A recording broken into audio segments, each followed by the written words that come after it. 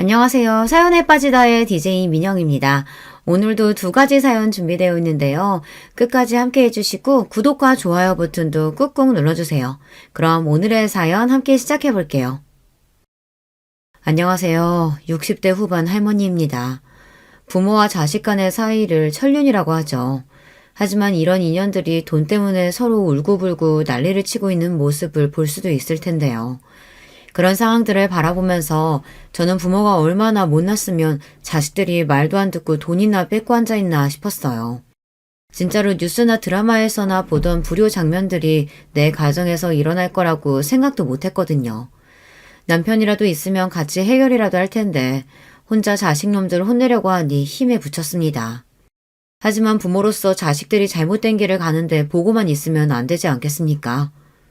남편이 죽고 난 후 7년이 지났어요. 처음에는 매일 울기만 했습니다. 첫눈에 반해 결혼한 사이나 불같은 사랑을 한 사이는 아니지만 그놈의 정이 뭔지 남편이 가고 나니 절망과 무기력이 찾아왔어요. 40년을 같이 살았는데 없으니 허전하고 괴로워서 이겨내고자 노력을 많이 했죠. 독서도 하고 친구들도 만나고 봉사활동도 하며 좋아하는 가수 콘서트에도 갔습니다. 이미 출가한 자식들에게 짐이 되고 싶지 않았어요. 아들 둘이 있는데 가정도 있고 자식도 있으니 저만 돌봐달라고 할 수도 없으니까요. 하지만 나이가 드니 몸이 아프더라고요. 혼자 해결하거나 남의 손을 빌리려고 할 수도 있지만 몸이 힘드니 자식들이 생각이 나는 거 아니겠어요. 그래서 몸살을 오래 앓아 며느리한테 죽 하나 사오라고 했더니 요양원에 쳐넣으려고 했습니다. 자식들 귀찮게 마시고 요양원이나 가세요. 제발 말 좀 들어주세요. 네, 어머니 요양원 가면 죽는 것도 아닌데 왜 그렇게 안 가세요? 너희들 내가 가만히 두나 봐라. 용서하지 않을 거야. 내가 요양원에 가고 싶지 않다고 왜 보내려고 하냐? 며느리들의 말에 기가 막히고 코가 막혔습니다. 귀찮다뇨. 그 정도는 자식의 도리 아닙니까? 제가 끓여오라는 것도 아니고 간단하게 사오라고 할 뿐이었어요. 며느리만 이런 태도를 보이는 것이 아니었습니다. 아들도 마찬가지 아니겠어요. 재산만 차지하고 기본적인 자식 도리를 하지 않았어요. 아들들이 다 장성해서 결혼해서 잘 살고 있지만 저를 그렇게 요양원에 놓고 싶어 합니다. 결국 친구인 변호사를 찾아갔어요. 소송을 해서 아이들을 혼내주었습니다. 늙고 아프면 요양원으로 가는 것이 당연한 길이 아니잖아요. 저의 노후는 제가 결정해야죠. 물론 요양원 가는 것도 나쁜 것만은 아니라는 거 알고 있습니다. 하지만 자식놈들이 닥치고 요양원에 들어가라고 하면 안 된다니 말입니다. 게다가 재산 받기 전에는 매일 찾아와 알랑거리더니 받을 거 다 받았다고 태도가 바뀌는 게 아니겠어요. 그럼 혼이 나야죠. 저들도 자식을 키우고 있는데 어디서 감히 까불고 있는지 모르겠어요. 오늘 그 이야기를 하려고 여길 찾아왔어요. 까불던 자식들 혼을 어떻게 냈는지 알려드릴게요. 그 전에는 남편 만나 어떻게 재산을 모으고 살았는지 말해볼게요. 다른 곳 가지 마시고 꼭 들어보세요.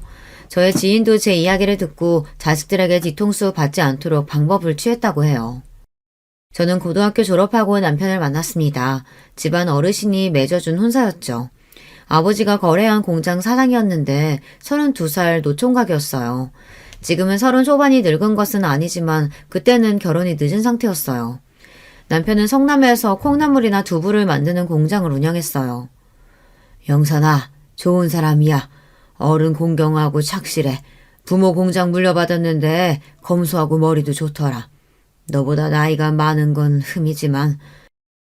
시어른도 있던데 시누이도 있고. 나 시집살이 시키려고 이러는 거야? 나 아무것도 못하는데. 엄마도 일찍 돌아가셨으니 배울 데도 없잖아. 아버지 손에 끌려 다방에서 선을 봤습니다. 남편은 저보다 10살이나 많은 사람이었어요.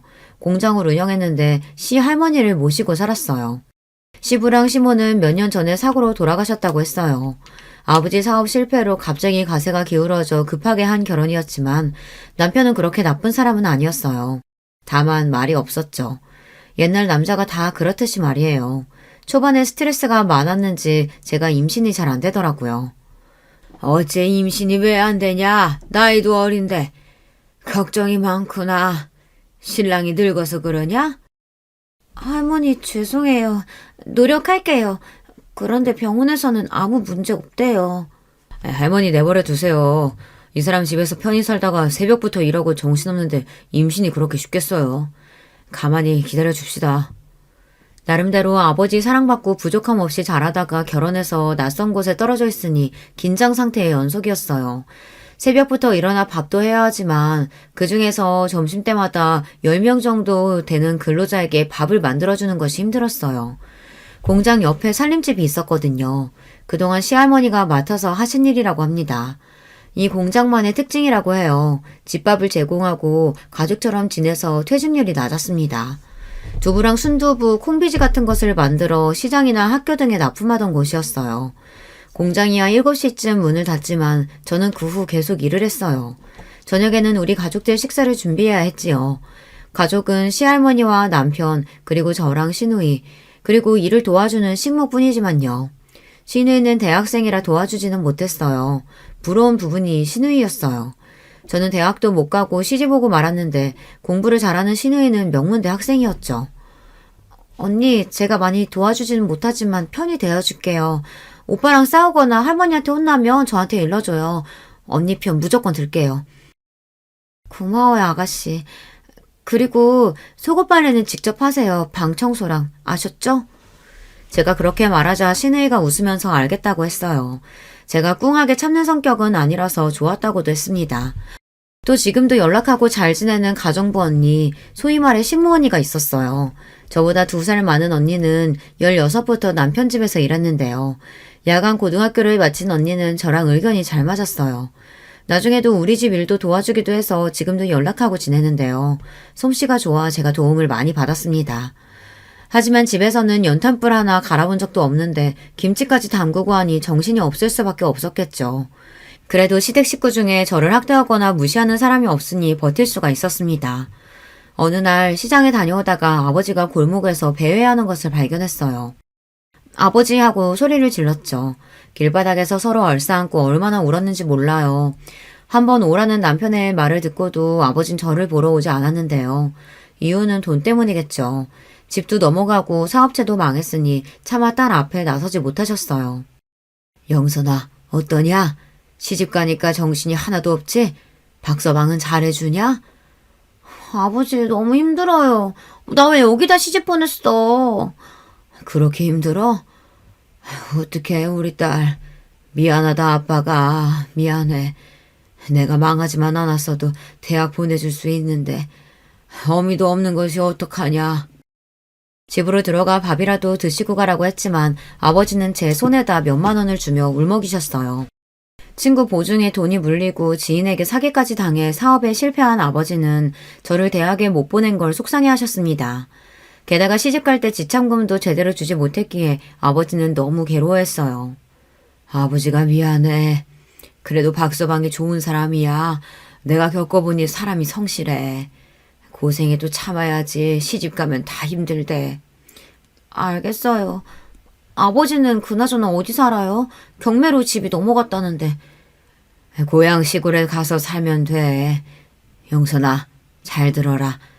처음에만 힘들지 시간 지나면 적응돼서 좋아질 거야. 다들 그렇게 하더라고. 아버지는 뭘 그렇게 참으라고 하는지요. 아버지한테는 제가 엄마가 돌아가셨을 때 울던 10살짜리로만 보이시나 봅니다. 남편은 왜 아버지를 그대로 보내드렸냐며 집에 와서 화를 냈어요. 당신 왜 그래? 아버님께 내가 받은 게 더 많은데 도와드린다고 해도 거부하시고 당신은 집까지 왔는데 아버지를 내보내? 자꾸 가신다는데 어떡해. 다음에 정식으로 당신이 모시고 와요. 저는 괜히 혼나는 게 억울하면서도 남편에게 고마운 마음이 들더라고요. 결국 남편은 터미널로 뛰어가 아버지를 붙잡았다고 해요. 그래서 고깃집에서 밥을 사드리며 함께 살자고 했다는데 그 말을 나중에 아버지께 전화로 듣고는 저는 남편에게 참으로 고맙더라고요. 아버님, 같이 사시죠. 갈 곳 없으면. 저도 고아로 자라서 부모가 필요합니다. 아니야, 그러면 안 돼. 시할머니도 계신데 내가 어떻게 그래? 하나뿐인 우리 딸 잘 부탁해. 아버지는 남편의 손을 뿌리치고 고향으로 내려가셨어요. 나중에 알고 보니 아버지가 폐에 문제가 있었나 봅니다. 그 당시에는 임신과 출산으로 제가 정신이 없었어요. 2년 터울로 형제를 낳고 키우다 보니 아버지까지 생각도 못했어요. 시골에 사는 고모 할머니가 갑자기 연락이 오셨더라고요. 아버지가 큰 병에 걸렸다고 말이죠. 그 말에 제가 다리까지 후들거렸어요. 저는 당장 공장에 있는 남편에게 전화를 했습니다. 여보, 아버지가 아프시대요. 어떡해요? 나 아무 생각이 안 나요. 무서워요. 그 말에 남편은 당장 차를 끌고 시골로 내려갔습니다. 고맙게도 2년 정도 아버지를 모시고 살아줬어요. 자식된 도리로 병든 아버지를 그냥 둘 수 없다면서요. 제가 이 이야기를 하는 이유도 이 때문이에요. 아버지 모시고 살자. 우리 애들한테도 교육적으로 좋을 거야. 할머니도 이해하신다고 했어. 그 무렵 시누이가 결혼해서 집을 나갔기에 아버지가 계실 곳이 있었거든요. 결국 남편이 시골에 혼자 계신 아버지를 모시고 왔어요. 그때 우리 아이들이 초등학교 다닐 무렵이었거든요. 아버지를 데리고 올 무렵 남편의 공장에는 초반에는 영사했지만 사업이 잘 됐습니다. 나중에는 아파트를 몇 채 살 정도로 돈을 모았어요. 그래서 아버지 병원비도 지원까지 해주었어요.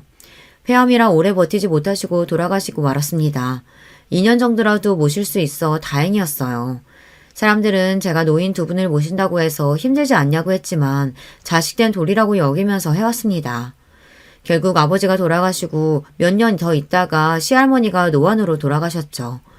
아이들은 어릴 때부터 어른을 모시고 사는 것을 봤는데요. 학교에서도 효행상 같은 것을 받아오기도 했어요. 큰아이는 공부에 큰 소질이 없었는데 둘째 아들은 공부를 곧잘 했습니다. 자라면서도 아이들은 크게 말썽을 부리지 않았기에 키우는 데 어려움이 크게 없었어요. 남편 사업도 잘 되니 성남 주택에 살다가 아이들이 중학생 이후에는 가락동에서 살았어요. 나중에는 가락동 시장에다 두부랑 콩나물을 납품하고 학교나 회사에도 판매했습니다. 덕분에 윤택하게 살 수 있었어요. 남편은 새벽 4시에 일어나 일을 했습니다. 휴일만 빼고 단 하루도 빠지지 않고 일을 했는데요. 내가 이렇게 부지런히 살고 어른들 잘 모시는 것도 다 자식들 보라고 하는 거야. 주원아, 주황아, 나중에 엄마 아빠 잘 모셔라. 남편은 우스운 소리로 이렇게 이야기했어요.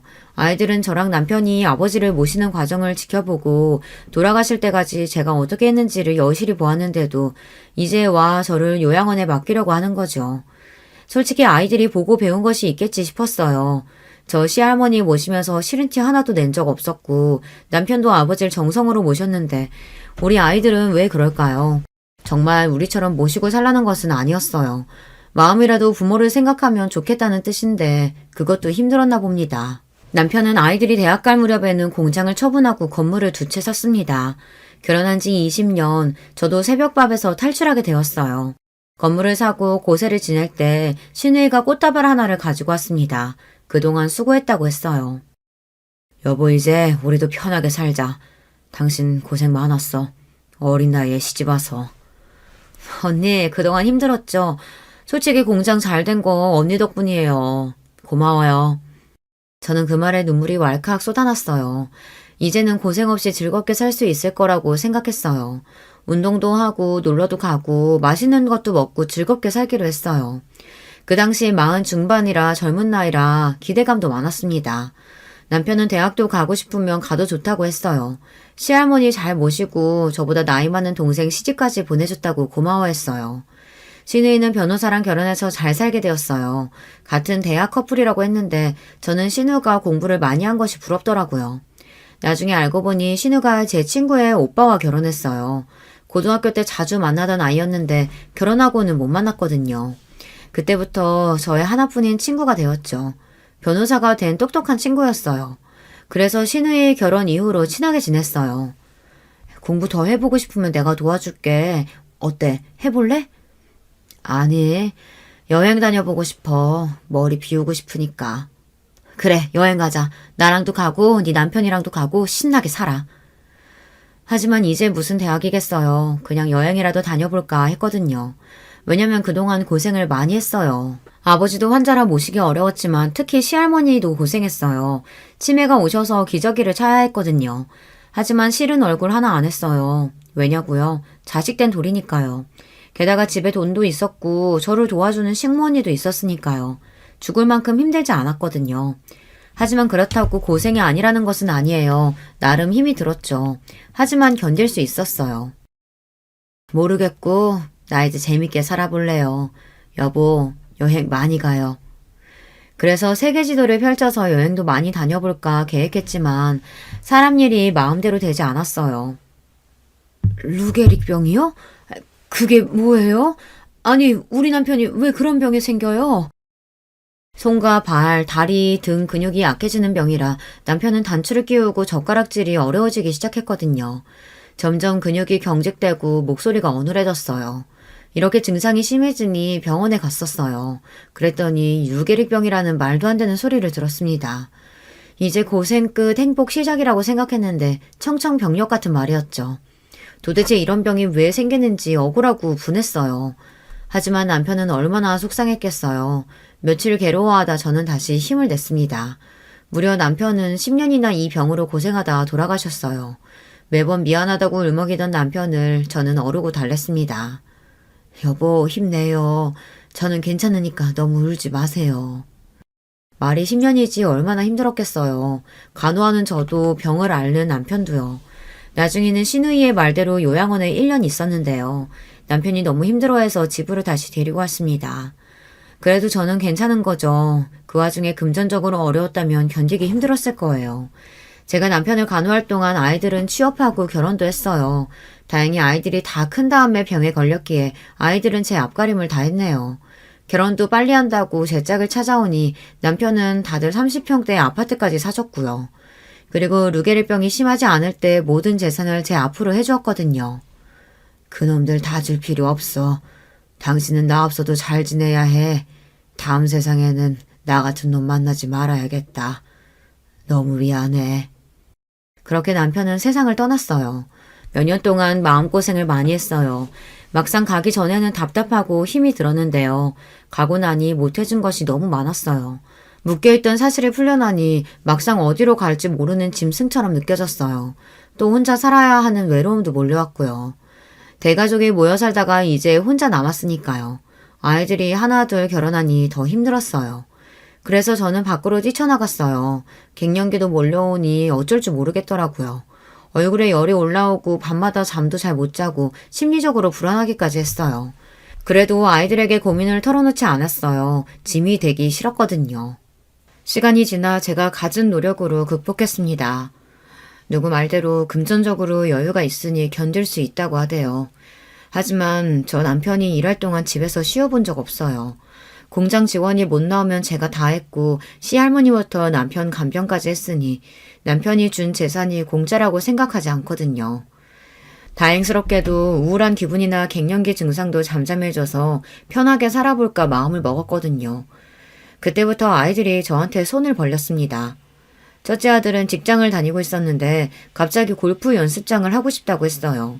며느리까지 찾아와 저를 설득하더라고요. 엄마, 개인 사업 하고 싶어요. 요새 직장 다니지만 언제 잘릴지도 모르고 미리 나와서 이런 가게 하는 편이 나아요. 이럴 때 도와주시면 안 돼요? 네, 어머니. 사업 자금 고려해 보세요. 애 아빠 자다가도 가위도 눌리고 악몽도 꾸더라고요.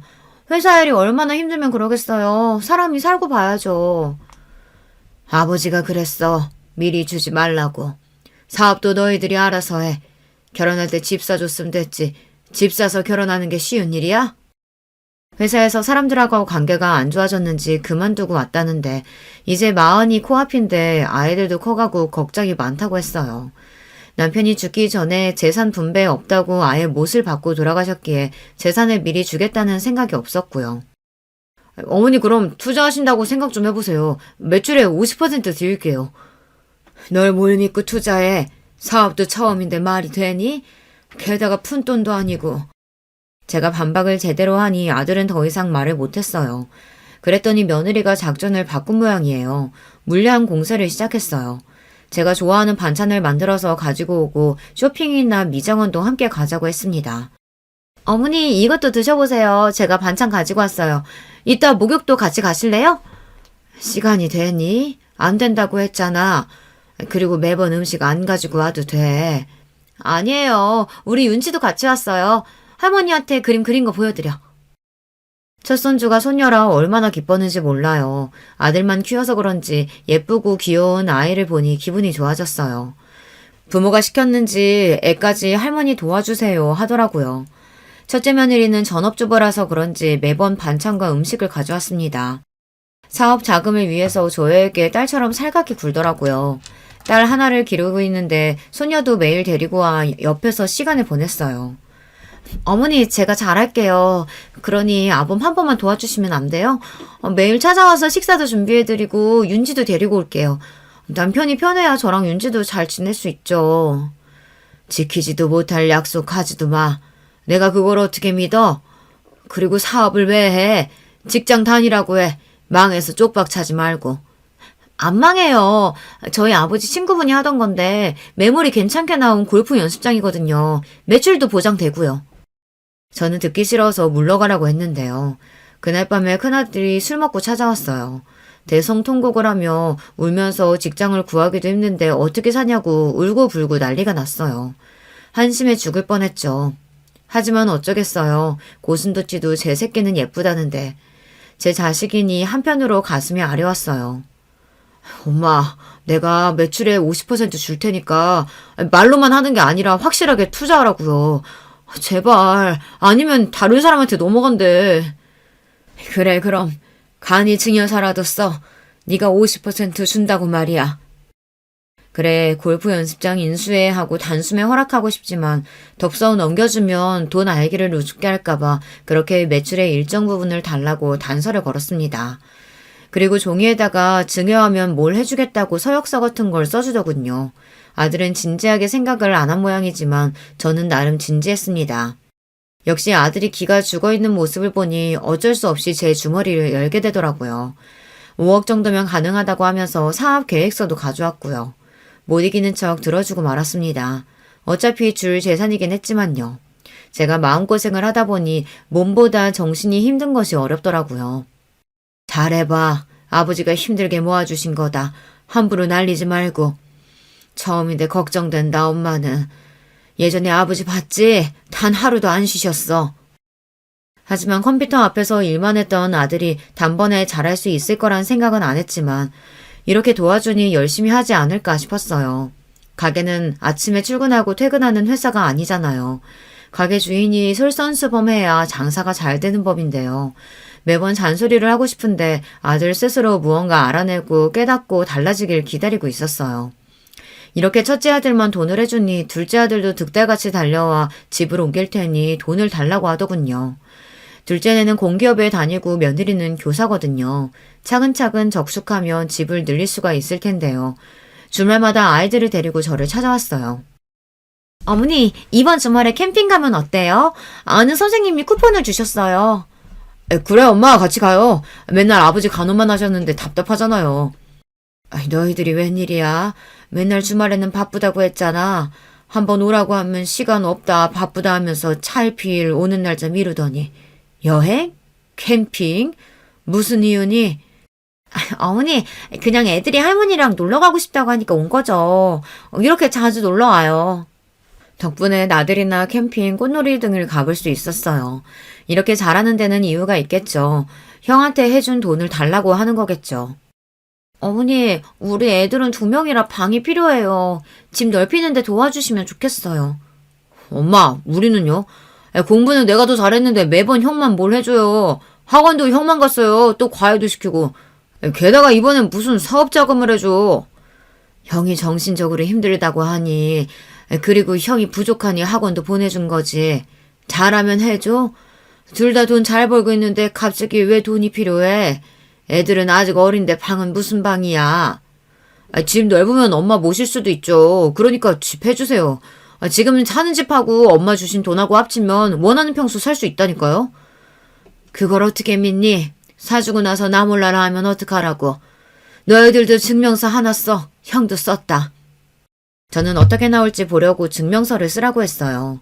집을 해주는 대신 나중에 저를 모시고 산다고 말이에요. 그럼 증명서 쓸게요. 저희 거짓말 안 해요. 집 사주시면 어머니 모시고 갈게요. 제가 둘째에게 줄지 말지 고민하고 있으니 나중에는 형제끼리 싸우기 시작했어요. 제 생일이라고 하면서 서로 물고 뜯고 난리가 났어요. 손주들이 아직 어린데 그 꼴을 보자니 기가 막히더군요. 며느리까지 서로 남편과 편을 먹어 패싸움처럼 퍼지네요. 내가 힘들어서 엄마한테 좀 도와달라고 했는데 그걸 시샘 내리냐? 직장 생활이 힘들지 그럼 쉬워? 나도 열심히 일한다고. 누군 그만두고 싶은 순간 없는 줄 알아. 그러니까 형 도와주면 나도 해줘야지. 서방님네는 동서가 돈 버니까 굳이 안 해주셔도 되잖아요. 그리고 우리 잘 되면 입 닫고 말겠어요? 아니 같이 벌어도 돈 필요해요. 형님네는 애가 하나지만 저희 둘이에요. 남매라 방 따로 주면 좋죠. 다들 시끄럽다. 둘 다 똑같이 해주면 되잖아. 애들 보니까 그만 싸워. 결국 저는 둘째 아들에게 집을 하나 더 사주고 말았어요. 만날 때마다 저러고 싸울 텐데 그걸 지켜보는 것도 힘들었어요. 우리 집은 장난만 챙기는 분위기는 아니었는데 첫째 아들은 잔병치레가 많았고 공부도 둘째 아들보다 못했어요. 그러다 보니 큰아이한테 관심이 더 가기 마련이었습니다. 집 사주면 너희들 나중에 나 모신다고 했지? 증명서 써오너라. 당장! 이런 것들이 효도각서라고 불리던데요. 저는 큰아들은 매출의 절반을, 둘째 아들에게는 저를 모시는 조건이 붙여서 재산을 나눠주었습니다. 하지만 사람들이 화장실 들어갈 때랑 나올 때 행동이 달라지듯 아이들도 막상 재산을 어느 정도 받고 나니 저한테 연락하는 것도 뜸하고 잘 찾아오지도 않더라고요. 하지만 문제는 그 상황이 아니었어요. 저도 몸이 아플 수가 있잖아요. 척추 협착으로 인해 허리 통증이 심해졌습니다. 집안일도 일이지만 예전에 남편 병간호를 하다가 허리가 많이 안 좋아졌어요. 이렇게 오래 앓다 보니 죽이라도 하나 끓여 먹었으면 하는 마음이 생기더라고요. 그래서 첫째 며느리한테 전화했습니다. 예, 또 허리가 아프구나. 잠깐 올 수 있겠니? 죽집 가서 죽 사오면 더 좋고. 끓여달라는 부탁을 하고 싶어도 번거로울까 사오라고 했더니 며느리가 아예 공부 때문에 오지 못한다는 겁니다. 어머니, 제가 바빠서요. 윤지가 발레한다고 했잖아요. 거기 픽업해야 하니 갈 수가 없어요. 요새 놀고 있는 동서한테 전화해보세요. 어느덧 소녀가 초등학생이 되니 첫째 며느리는 더 바쁘다고 하더라고요. 그래서 요새 휴직으로 집에 있는 둘째 며느리에게 연락했습니다. 전화해도 받지 않다가 문자로 답이 오더군요. 지금 운동 중이라 조금 이따 연락드릴게요. 아마 제가 아프다는 말도 보지 못한 모양이에요.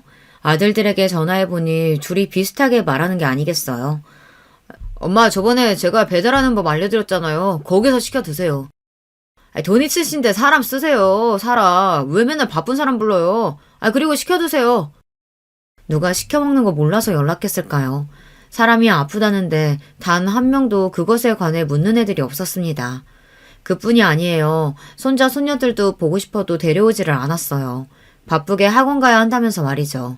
재산을 주기 전에는 간이며 쓸개까지 빼줄 태세였지만 이제는 저한테 관심이 없어진 느낌이었어요. 결국 저는 아픈 몸을 이끌고 죽을 끓이려고 일어났습니다.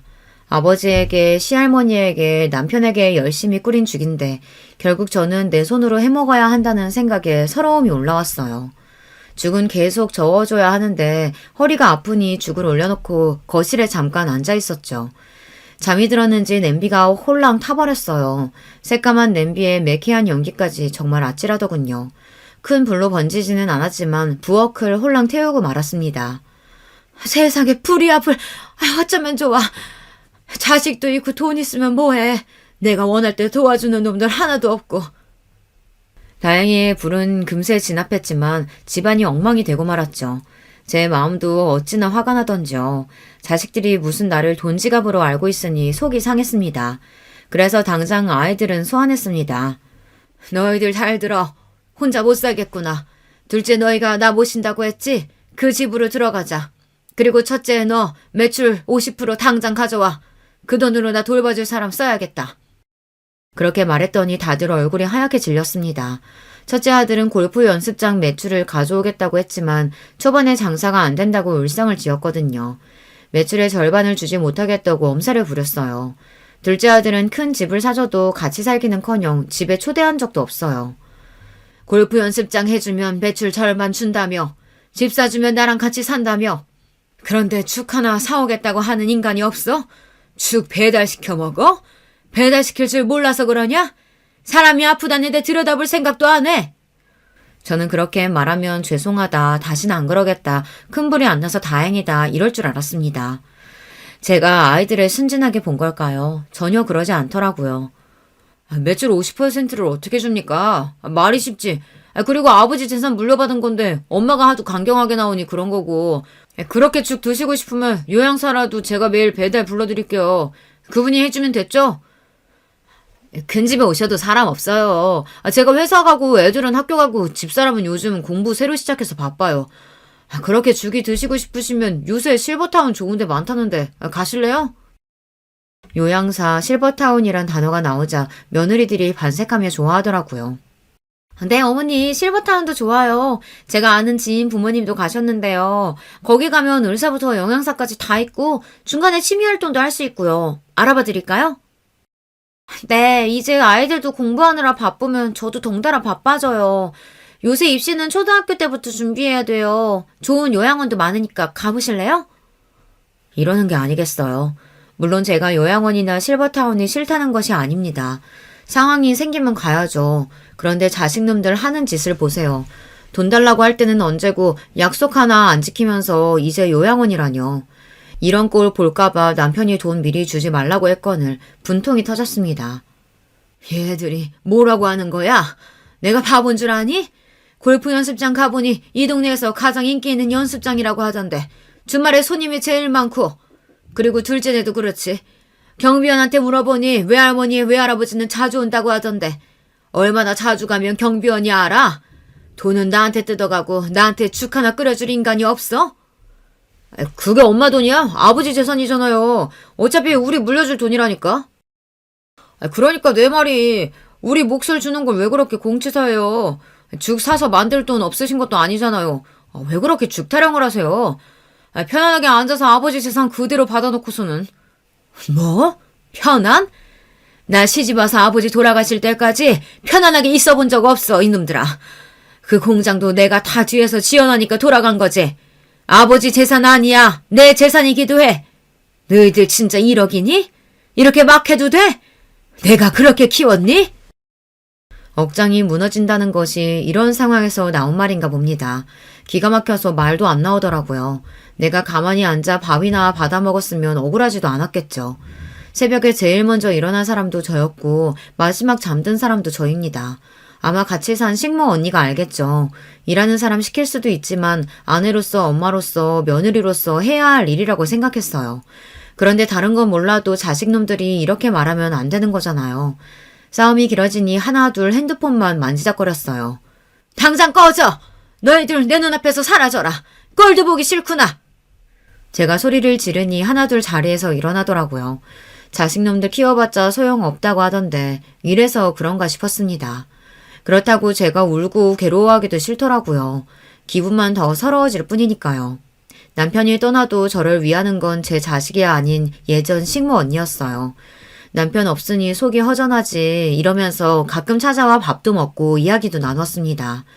아들이라도 그렇지 엄마가 어떤 마음으로 사는지 살펴보는 것이 자식의 도리 아닌가요? 저도 아버지 마음을 다 헤아리진 못해도 매일 사무치게 그립던데 우리 자식들은 제가 그런 존재가 아닌가 봅니다. 이때 식모 언니가 말한 이야기가 떠올랐습니다. 70을 넘긴 언니의 음성이 왜 이 순간에 떠올랐을까요? 자식도 다 소용없어. 남편도 그렇고. 나 속 뒤집어지는 거 아는 건 나뿐이더라. 그러니 밥 잘 먹고 단단하게 마음 먹고 살아. 돈은 꼭 쥐고 말이야. 자식 진짜 소용없어. 언니의 말이 이 순간 제 가슴을 치고 갔습니다. 어리석게도 저는 자식들이 이렇게까지 형편없을 줄 몰랐어요. 누가 누굴 탓하겠어요. 이렇게 만든 것이 부모인 제 탓이라는 생각이 들었습니다. 아이들이 빠져나간 자리 저는 울지 않으려고 이를 꽉 물었습니다. 서럽다고 느낀 순간 제가 무너질 것만 같았거든요. 그렇게 몇 분간 앉아있다가 문득 카디건 하나가 눈에 보였습니다. 첫째 며느리가 두고 간 모양이었어요. 아무리 자식 새끼들이 묘워도 제가 어미이다 보니 날이 추운데 감기라도 걸리면 안 되지 않겠어요. 그래서 서둘러 핸드폰 하나 들고 아파트 지하주차장으로 내려가 보았어요. 시모가 화가 나 있으니 오지 못할까 싶었거든요. 거기서 용서하지 못할 대화가 오고 가더군요. 저는 아이들 앞으로 가지 않고 벽에 서서 대화를 듣고 말았습니다. 너무 놀라서 다가가지도 못하겠더군요. 아니 어머니 왜 그런 거야? 동서네가 모시고 간다고 했으면 데리고 가야지. 그러니까 노인네가 시위하듯 죽 사오라고 난리를 치잖아. 우리가 왜요? 그러는 형님은 매출 절반 준다고 했으면 줘야죠. 그러니 죽 타령하는 거죠. 돈 달라고 하면서요. 그래서 피해자는 우리예요, 우리. 재수씨, 그 절반 그냥 노인네가 하도 안 준다고 하니까 해본 말이고, 같이 산다고 했으니 사셨어야죠. 사돈 어른들 오라고 우리 엄마가 재수씨 집 사준 거 아니잖아요. 형, 말이라도 그렇게 하지 마. 장인 장모 가끔은 거야. 그리고 부모는 장남이 모셔야지. 뭐 말 같지도 않은 소리래. 돈 가져갔으면 형이 더 많이 가져갔을걸? 학원비부터? 너 무슨 학원비 타령이냐 맨날. 공부 좀 했다고 유세야? 그렇다고 서울대도 못 간 놈이 무슨 불리하면 학원이니 과외니 난리야 진짜. 하여간 이 새끼는 형 무서운 줄 모른다니까. 좀 맞아볼래? 한두 마디 오가던 설전이 아예 주먹 다짐으로 오가는 순간이었습니다. 나이가 몇 개인데 길에서 싸움질인지 제가 나가 말리려는 순간 첫째 며느리가 그만둬요라며 소리를 질렀어요. 그러면서 그제야 마음의 소리를 거침없이 해댔습니다. 요양원이든 뭐든 아무 곳이나 처가라면 가는 거지. 노인네가 자식들 귀찮게 하고 그래. 저는 그 이야기에 진짜 그대로 얼어버렸으면 좋겠다고 생각했어요. 귀찮다뇨. 제가 뭘 잘못했는데요. 누구 하나 심하게 말했다 하지 않고 둘째 며느리가 말을 덧붙였습니다. 양심이 있으면 빨리 꺼져줬으면 좋겠어요. 형제들 싸우고 이러는 게 좋아요. 오늘도 그래요. 우리 애들 학원 못 데려다 줬어요. 내가 미쳤다고 학교 그만둔 줄 알아요? 자식들 돌보려고 한 거죠. 우리 아버지 엄마도 학원 픽업 때문에 오신 거라고요. 그것도 모르고 죽타령이 나와요. 진짜 미쳤어. 아무것도 모르고 시부품에 귀염받고 살다가 이제 없으니까 불안한 거지. 죽은 갑자기 왜 사오라고. 귀찮아 죽겠어 진짜. 며느리들 마음대로 떠드니 그제야 아들들이 끼어들었지만 더 가관이었습니다. 윤지 엄마 시끄러워. 그러니까 내가 머리 쓰라고 했지. 죽 사다 줬으면 됐잖아. 노인네 하나 달래지도 못하냐? 예전에는 잘했으면서. 당신도 가끔 찾아갔으면 이런 일 없잖아. 학교는 왜 관뒀어? 그래도 엄마 진짜 우리 집이라도 오시겠다고 하면 어쩔래? 다시 학교 나가. 그게 낫겠어. 말도 안 되는 소리를 왜 해? 무슨 어머님 무서워서 직장을 다녀. 웃겨 진짜. 그러니까 며느리들이 무슨 잘못이에요 다들. 하여간 노인네가 요양원 가라고 하면 가는 거지. 나이 처먹고 자식들 힘들게 하고 그래. 양심이 있으면 당장 꺼져줬으면 좋겠어 진짜. 이제는 더 이상 참을 수가 없더라고요. 그래서 끼어들고 말았습니다. 물론 그 대화 모두를 녹음하고 있었고요. 변호사 친구가 말하길 자식들이 어이없는 말하면 다 녹음하는 것이 맞다고 했거든요. 윤지 엄마야, 너 뭐라고 했냐? 도저히 참을 수가 없어서 아이들 앞으로 걸어나와 며느리 앞에 카디건을 던져버렸습니다. 제가 나타나면 놀라는 신용이라도 하면 더 기분 나쁠 텐데요. 이것들이 아예 잘된 일이라고 한마디씩 더 하더라고요. 제 말이 어때서요? 말이 나왔으니까 말인데요. 나이 쳐드셨으면 자식들 귀찮게 하지 마세요. 양심이 있으시면 그냥 요양원이라도 당장 꺼졌으면 좋겠어요. 저는 며느리들의 하는 말이 어이가 없었습니다. 이제 대놓고 욕을 하다뇨. 저희도 꺼지셨다는 등 어법에도 안 맞는 말을 하더군요. 잘난 대학을 나오고도 말이에요. 그 뻔뻔하게 하는 말이 기가 막혀서 소리를 높여 말했습니다. 뭐라고? 너희들이 사람이냐? 귀찮아? 당장 가! 아이 꺼지라고 하지 왜? 엄마 집사람이 뭘 잘못했는데 소리를 질러요. 꺼지라면 가실 거예요? 그니까 무슨 트집을 잡는다고 그래요. 엄마 아버지 돌아가시고 무슨 특권이나 있으신 것 같은데 다 아버지 재산이고 저희가 물려받을 것들이에요. 저는 아이들 얼굴을 하나하나 찬찬히 살펴보았습니다. 다들 제 욕심만 차서 무엇을 잘못했는지 모르더라고요. 원래부터 그렇게 욕심을 드러냈으면 믿지도 않았을 텐데요. 말로 싸워봤자 소용이 없다는 것을 알게 되었죠. 일단 보내고 더 큰 혼을 내기로 했습니다. 너희들 생각 잘 알았다. 그 대신 난 다시 물려줄 생각 없어. 다시 돌려받을 테니 알아서 하렴. 이제는 화를 내는 것도 아깝다는 생각이 들었습니다. 소리를 지르고 야단을 쳐도 자식들은 전혀 바뀌지 않는다는 것을 알았어요. 그때 남편의 목소리가 떠올랐습니다. 루게릭병이 많이 진행되기 전의 일이었죠. 애들이 돈 받고도 당신 무시하면 다 돌려받아. 그래도 돼. 자식들 어떻게 나올지 몰라. 지금은 말 잘 들어도 머리 크고 돈마다 알면 그렇게 될 거야. 다시 돌려받아라. 그게 가능한지 저는 친구에게 전화했습니다. 지금은 변호사를 하지 않지만 아직 현직에 있는 후배를 알고 있을 테니까요. 친구와 그 후배의 변호사 사무실을 찾아갔습니다. 저는 변호사에게 녹음 파일이나 효도 각서 같은 증여할 때 자식들의 다짐이 담긴 종이도 내밀었어요. 여사님이 아주 똑똑하시네요. 무조건 말로만 다짐을 받아두는데 이렇게 녹음이나 증거도 있고요. 물론 법적으로 이게 증거가 될 순 없지만 참고는 될 수 있어요. 사업자금으로 재산 먼저 주면 매출 절반 준다고 했고 50평대 집 사주면 저를 모신다고 했어요. 이건 공증까지 제가 다 해놓은 상태라 다 가능하겠죠?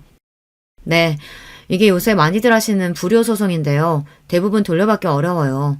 아예 부모에게 사기를 치는 등의 범죄를 저지르는 등 그런 문제가 아니면 10에서 15% 정도만 소송에서 이길 수 있어요. 재산을 주면 부모를 보양하겠다고 한 걸 증명하기가 어려우니까요. 하지만 여사님처럼 이렇게 증빙 증명서 같은 서류를 만들면 이야기가 달라지죠. 어떻게 이렇게 하실 생각을 하셨어요? 제 아버지가 돈 빌려주고 많이 떼이셨거든요. 그거 보고 뭐든 증명할 거리를 만들어야겠구나 싶어서 그랬어요. 그리고 제 옆에 있는 친구가 조언도 했고요. 당장 소송 준비하고 싶어요. 이것들 혼을 내야지 안 되겠어요. 저는 그날로 법원에서 소장을 청구하기로 했어요. 자식들에게 재산을 준 이후 소유권이 자식에게 넘어간 이후에는 불효 소송이라도 다 돌려받기 어렵다고 했어요. 그러니 돈을 주기 전에 자식들이 나를 부양해야 한다는 조건으로 계약을 받는 것이 좋다고 했어요. 저는 그런 조건은 아니지만 재산을 증여하면 매출이나 같이 산다는 조건을 내건 계약서 같은 것이 있으니 한번 해볼 수 있지 않겠냐고 했습니다. 하지만 이런 소송은 물적 증거가 있어야겠죠. 저야 길바닥에 진짜 버려지진 않았지만 변호사 말대로라면 유기를 당하거나 물리적 폭력에 의해 경찰이 오고 갈 상황도 있다고 하는데 머리가 어지러질했습니다. 이런 사실을 시누이가 알고는 당장 자식들을 만나러 갔나 봅니다. 골프 연습장 앞에서 엄마한테 불효하는 놈이라고 소리를 지르고 둘째 아들 공기업까지 당당하게 찾아간 모양이에요. 주원이 주황이 왜 그런 거야? 여자 잘못 만나 그런 거야? 아니면 갑자기 싹수가 없어졌어요? 오빠랑 언니가 그렇게 안 키웠는데 내가 맨날 가서 시위한다고 했어. 불효소송 한번 해야 이것들이 정신이 들지. 맞죠, 아가씨? 당연하죠. 자식놈들 한번 혼나야 정신 차리지. 내가 며느리들한테 다 전화했어. 네 새끼들 얼마나 잘 되나 보자고. 그랬더니 아무 말도 안 하더니만 가만히 안 둘 거야. 재산 다 못 돌려받아도 소송이라도 하고 소장이 날아가야 정신 차리지. 언니는 소송을 해. 나는 동네 돌아다니면서 벽보라도 붙일 거야. 불효 자식들이라고. 언니처럼 시부모님한테 잘하고 남편하고 자식들 살뜰히 돌본 사람이 있냐고. 미친 것들이 죽 한번 사오라는 것도 어려워? 그러는 아가씨는 나한테 해줬어? 오빠 아파트 내가 다 돌봤지. 미안해요. 그때 나도 애들 건사하느라. 오늘 내가 전복죽 끓여왔어. 언니 이제 죽은 나한테 말해요. 알았죠? 제가 재산을 다 돌려받겠다며 비싼 수임료를 내고 변호사를 고용했다는 말을 자식들이 들었는지 그제야 달려왔습니다만 저는 집을 옮겼어요. 작은 아파트지만 주변이 죽집부터 병원까지 잘 갖춘 곳에 입주했어요. 시누이랑 친구네 집과 같은 동네라 만나기도 편하고요. 엄마 어디에요? 제가 잘못했어요. 돈 드릴게요. 그러니까 이딴 거 하지 말죠. 동네 창피는 물론이고 연습장 평판도 나빠서 손님들 끊겼어요. 고모 때문에 회사 사람들이 나 불효자 취급하는데 미치겠어. 도대체 불효소송은 뭔데요? 내가 집 주면 모신다고 서류를 쓴 적이 있어요? 어머니 죄송해요. 동네에 소문 다 나서 윤지까지 애들한테 놀림받는데요. 용서해 주시면 안 돼요? 집에 오시려면 오세요. 애들이 어디서 들었는지 할머니한테 왜 막말했냐고 하더라고요. 애들한테 제가 혼났어요. 죄송해요. 매일 전화가 와도 저는 받지 않았어요. 귀찮았거든요.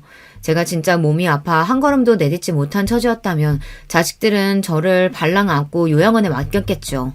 짐짝 던지든 말이에요. 요양원 모시는 것이 문제가 아니에요. 그 태도가 문제죠. 게다가 재산은 재산대로 다 가져가고 정작 부양할 때 외면하면 안 되니까요. 지금도 불효소송은 진행되고 있어요. 끝까지 괴롭게 만들어서 다신 그러지 못하게 만들 겁니다. 여러분들도 재산을 줘야 할 때 변호사랑 상담해서 증여 증거나 각서를 남겨두세요. 그리고 자식들이 막말하면 화를 내는 대신 핸드폰 녹음기를 열고요. 그게 살 길이니까요. 이렇게 사연을 이야기할 때도 며느리나 자식들이 손주들 앞세우고 찾아와 소송을 취하하라고 야단이네요. 죽어도 취하 안 해주려고 합니다.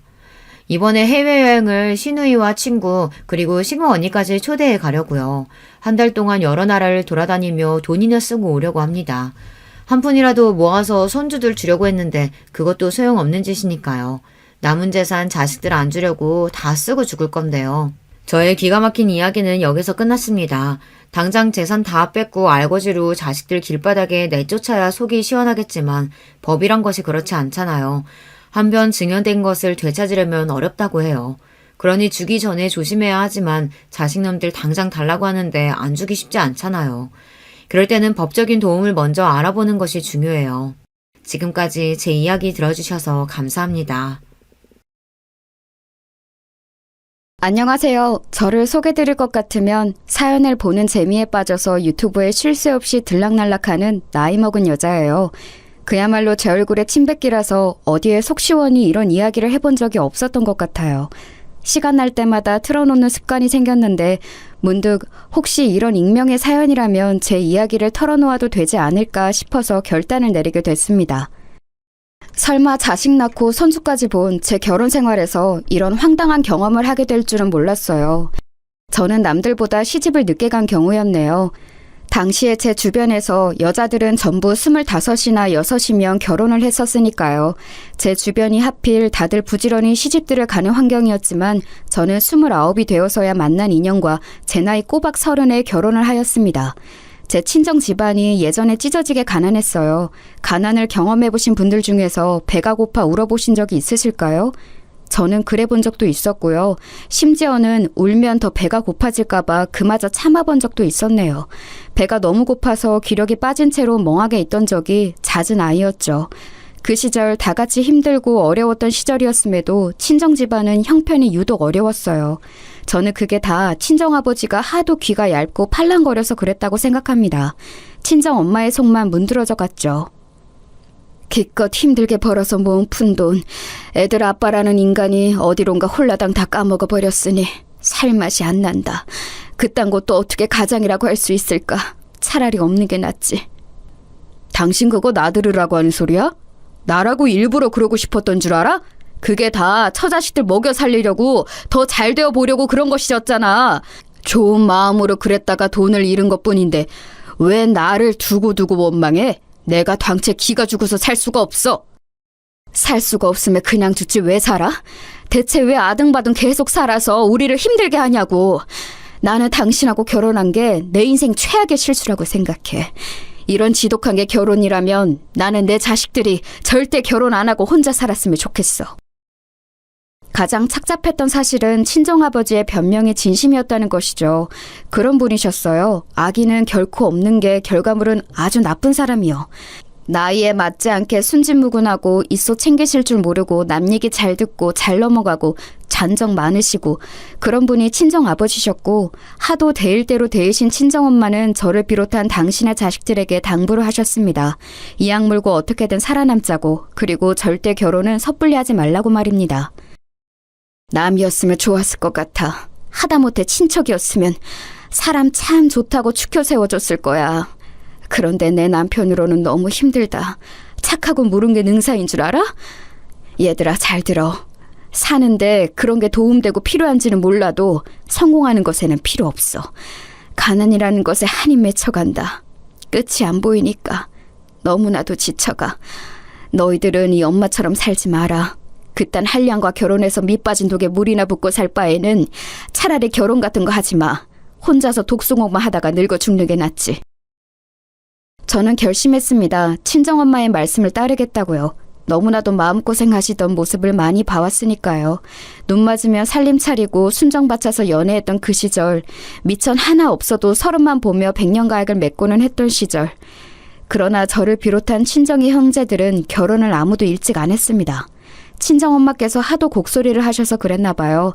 가장 이르게 결혼한 사람이 28 나이, 늦가을에 시집간 언니였을 정도였네요. 형부는 나름 교육자 집안이라 할 수 있는 배경을 지니고 있었기에 형편이 안정된 인물이었습니다. 키만 좀 컸지 얼굴 인물은 별로였어요. 성격도 무척 예민하고 까칠한 편이었죠.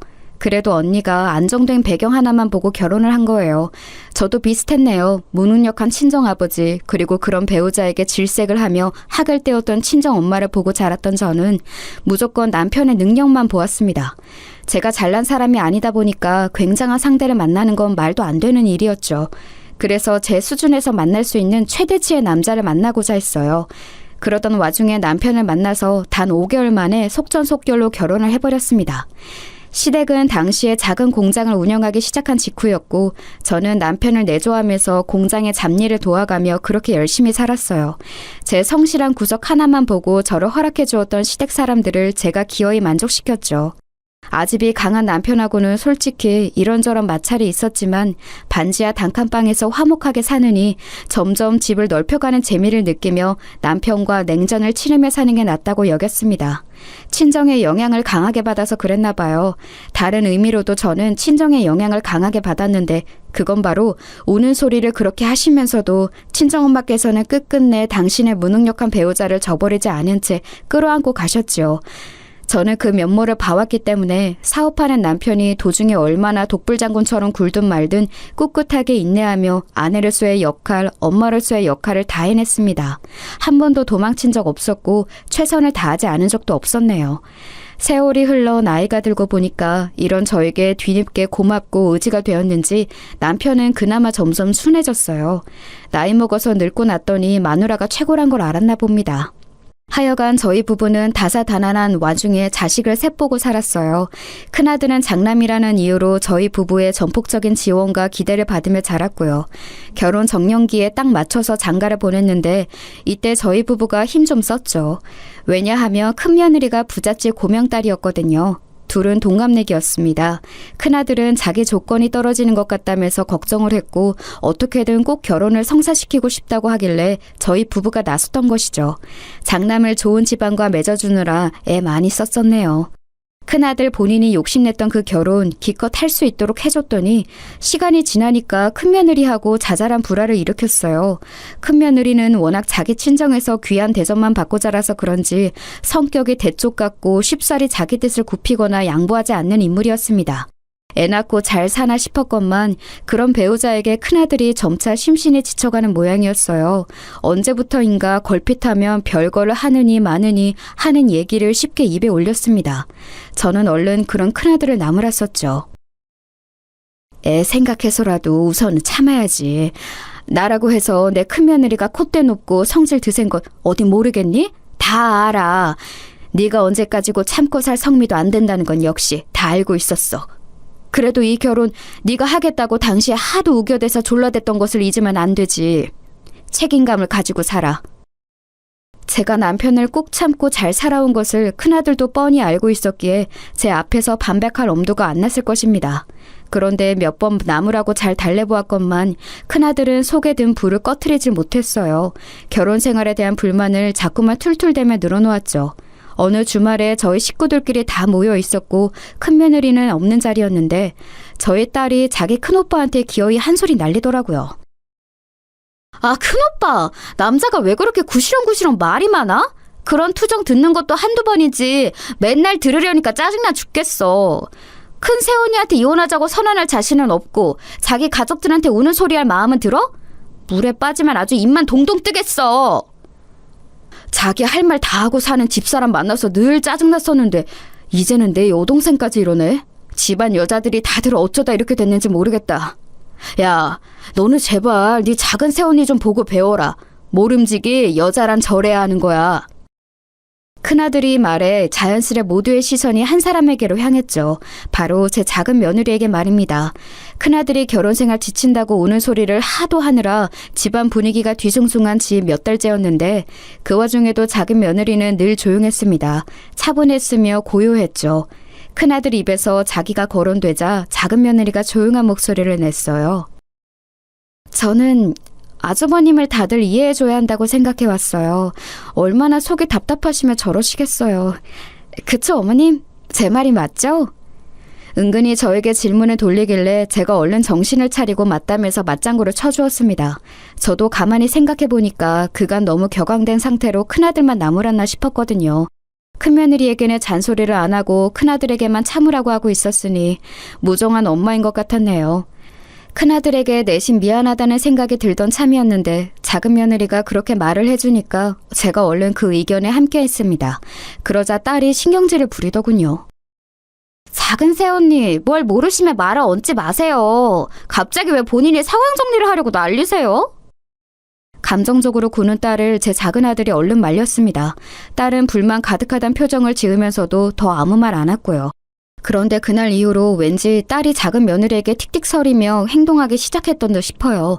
설거지도 자꾸 이런 건 며느리가 해야 한다며 작은 며느리에게 시키고, 제가 한 번은 현장을 목격하고 딸에게 그러지 말라고 그랬는데 작은 며느리가 오히려 저를 말렸습니다. 자기가 할 일이라고 생각한다면서 군말 없이 설거지를 하더군요.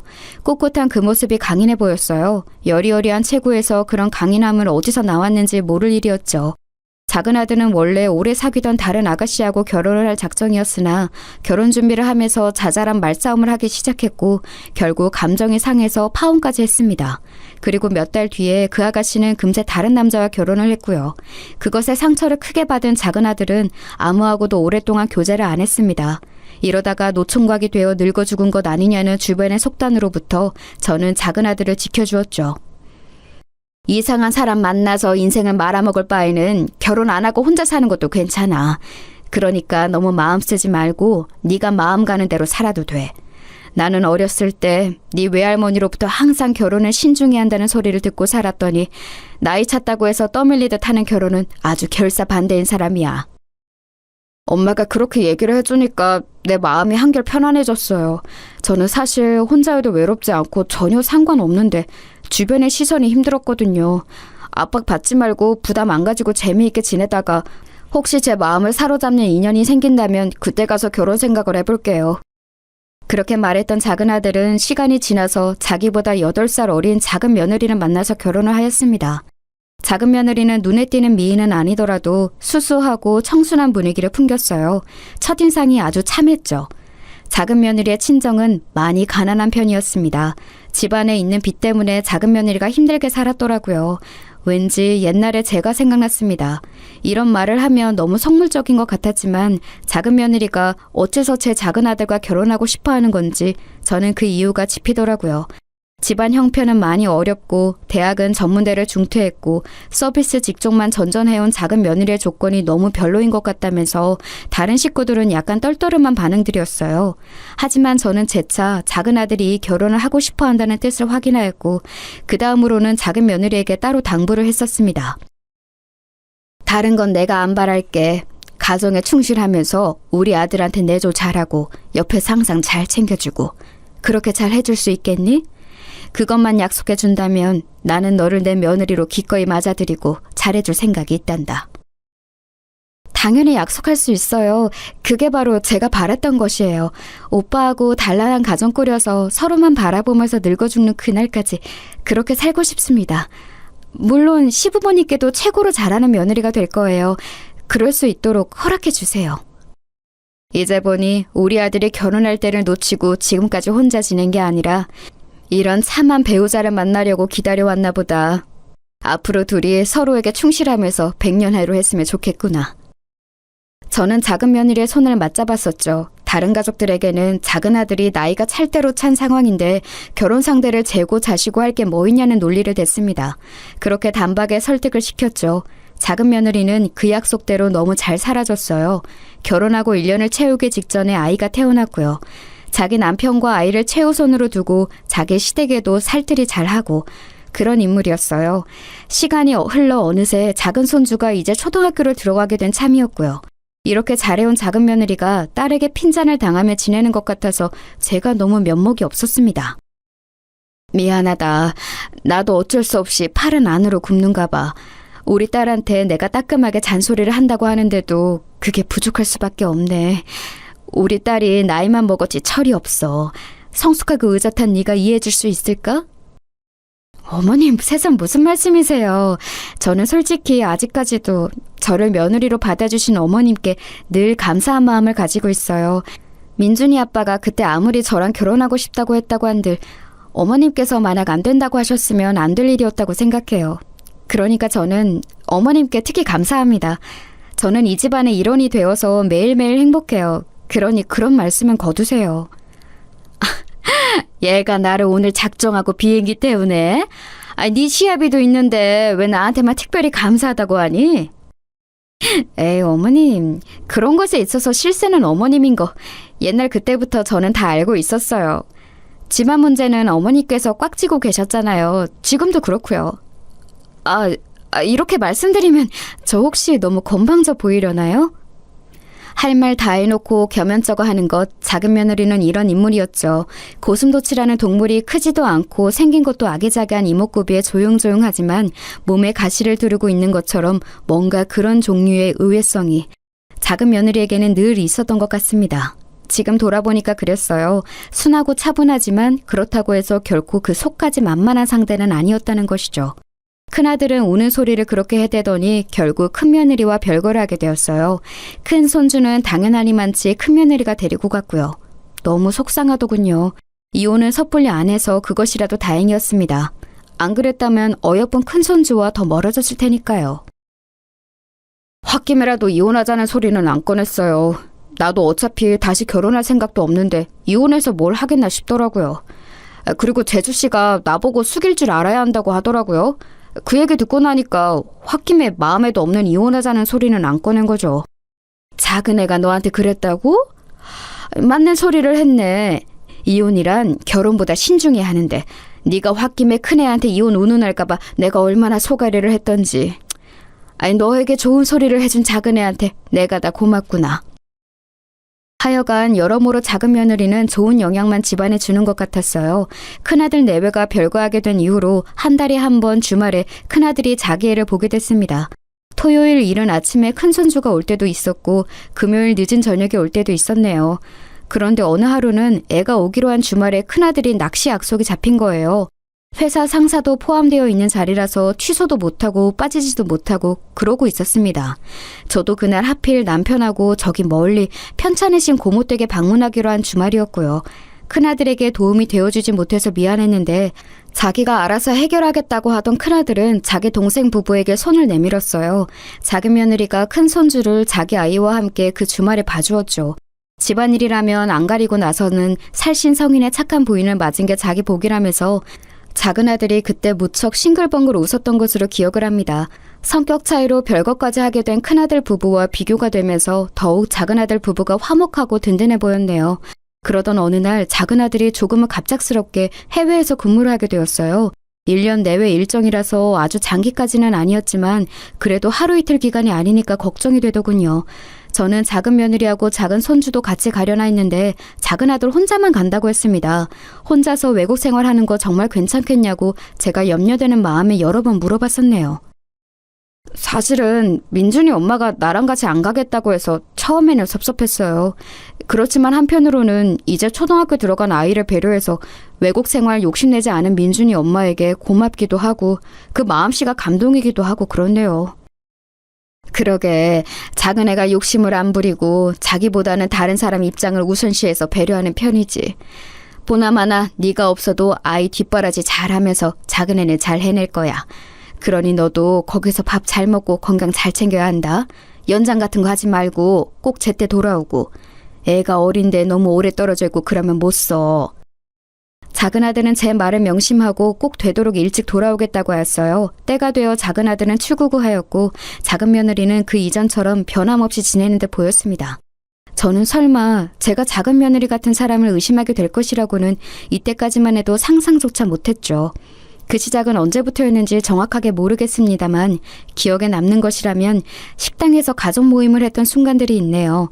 우선은 살짝 초여름이라 더웠던 때였는데요. 작은 며느리가 전에 없이 얇은 가디건을 입고 왔는데 잠시 후에 밥을 먹다가 언뜻 그쪽을 보니까 가디건의 단추가 풀어져 있었는데 작은 며느리가 그 안에 민소매 옷을 입었었나 봐요. 가슴팍이 훤히 보이더군요. 나이 든 사람 눈에는 단박에 민망한 모습이었습니다. 조용히 작은 며느리에게 말해줬었죠. 네가 웬일로 그런 옷을 다 입었니? 지나치게 과감한 것 같아서 나는 조금 민망하네. 더워서 잠깐 단추를 푼다는 게 깜빡하고 계속 이러고 있었네요. 죄송해요. 지금 얼른 단추 끼울게요. 죄송하다며 어쩔 줄 몰라 하는 작은 며느리의 모습에서 딱히 이상 기류를 감지하지 못했었죠. 그런데 다시 그때로부터 얼마 후, 이때는 말복이었고 유명한 백숙집에 다 같이 모인 참이었어요. 목적지가 식당인 사람치고는 작은 며느리가 입술을 진하게 바르고 왔습니다. 제가 느끼기로는 이런 자리에 이런 화장을 할 사람이 아니건만 좀 희한하다고 생각했죠. 일전부터 작은 며느리에게 틱틱대고 있었던 딸이 그 모습을 보더니 한마디 했습니다. 닭 먹으러 가는데 설마 벌써 쥐 한 마리 잡아드시고 온 거예요? 옆에 같이 앉아야겠어요. 쥐 잡아먹고 오셨으니까 배 안 고파서 닭고기 거의 안 드실 거 아니에요. 같이 있으면 제가 이득이죠. 모처럼 립스틱을 선물 받아서 한번 발라봤어요. 그런데 너무 빨갛고 진하죠? 저도 안 어울린다고 생각 중이었네요. 작은 며느리가 엄청 민망해하면서 중얼거리길래 제가 편을 들어주고자 딸에게 네 화장이나 잘해 라고 했네요. 그러자 작은 며느리가 배짓이 웃었는데 그 모습을 보니까 저는 작은 아들이 떠올랐습니다.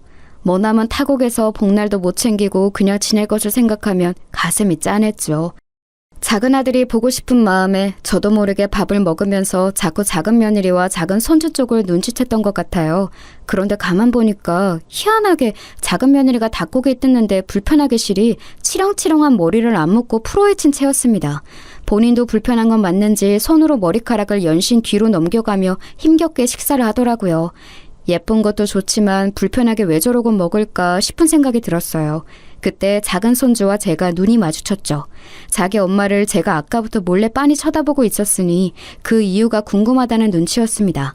제가 일부러 이런 식으로 둘러댔지요. 내가 가만히 보니까 민준이는 엄마 닮아서 머리숱도 많고 머릿결도 좋은가 보다. 그치? 우리 엄마 요즘 자꾸만 거울 앞에 오래 있어요. 머리도 자주 빗기 때문에 머릿결이 좋은 것 같아요. 그때 제가 작은 손주로부터 살짝 의문스러운 소리를 듣게 되었습니다. 작은 며느리가 최근 들어서 꾸미는 것에 엄청 신경을 쓰고 있다는 것이었어요. 전에 없이 화장대 앞에 오래 앉아 있는다고 하더군요. 작은 아들이 외국에 나가 있는 상황에서 꾸미는 게 좋아질 이유란 대체 뭐가 있을까 싶었습니다. 작은 며느리는 아직 30대 중반밖에 안 된 나이였고 외모도 제법 예쁘장했기 때문에 저도 모르게 혹시 이거 설마? 하는 의심을 가지게 되었어요. 한번 그런 쪽으로 의심을 하게 되니까 자꾸만 생각이 꼬리를 물고 이어지더군요.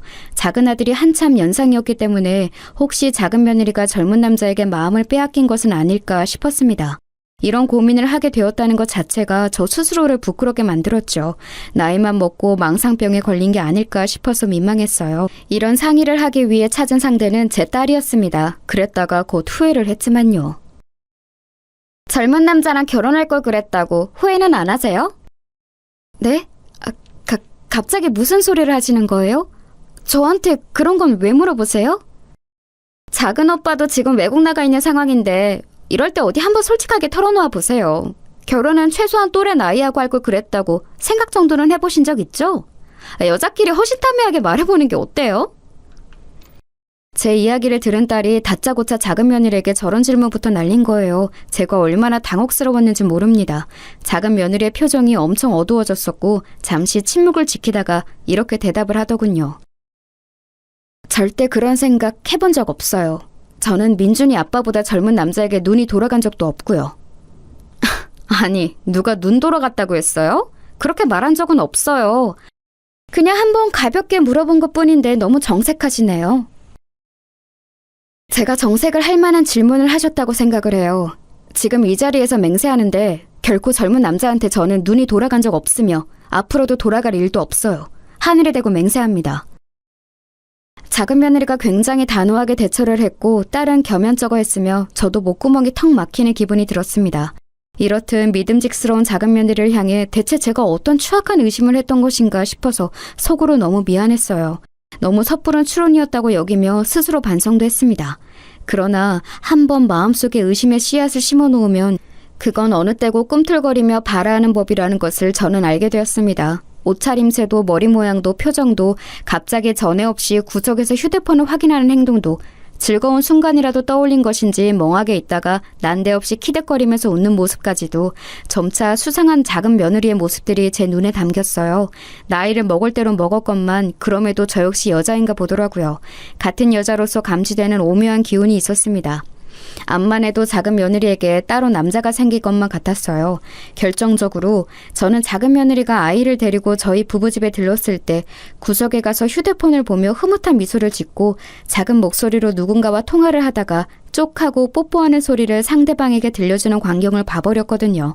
그런데 작은 아들에게 확인해 보니 그날 그 시각에는 작은 며느리와 연락을 주고받은 바가 없다고 하였습니다. 그렇다면 작은 며느리가 애정 행각을 벌인 그 상대는 누구이란 건가요? 바람이 났을 확률이 큰데 싶었어요. 그런 생각을 자꾸만 하면서도 저는 차마 며느리를 의심하는 제 자신이 못났다는 생각 또한 함께 가지고 있었기에 심경이 복잡했습니다.